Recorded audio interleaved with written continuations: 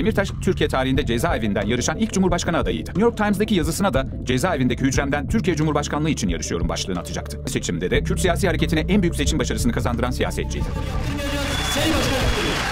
9 yıldır cezaevinde. Her ne kadar geçen yıl aktif siyaseti bıraktı, Demirtaş 10 Nisan 1973'te Elazığ'ın Palu ilçesinde doğdu. Selahattin Demirtaş 1994'te Ankara Üniversitesi Hukuk Fakültesinden mezun oldu. Bir süre serbest avukatlık yaptı. İnsan Hakları Derneği, Uluslararası Af Örgütü ve Türkiye İnsan Hakları Vakfı'nda çalıştı.